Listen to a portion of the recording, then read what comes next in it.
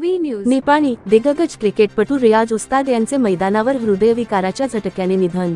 निपाणी येथील सुंजार स्पोर्ट्स क्लबचे माजी खेळाडू रियाज उस्ताद, पूर्ण नाव चांद नूरमहमद उस्ताद, वय 51, यांचे रविवारी सकाळी आपल्या आवडत्या खेळाचा आनंद घेत असताना निधन झाले.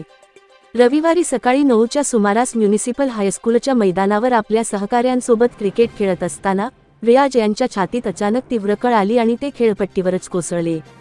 त्यांच्या सहकाऱ्यांनी त्यांना तातडीने जवळच्या रुग्णालयात दाखल केले, मात्र डॉक्टरांनी त्यांना मृत घोषित केले.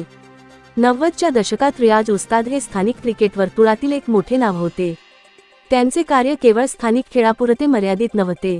स्टार प्रादेशिक व्याप्ती त्यांनी कर्नाटक, महाराष्ट्र आणि गोवा या राज्यांमध्ये मोठ्या प्रमाणावर क्रिकेट खेळले होते.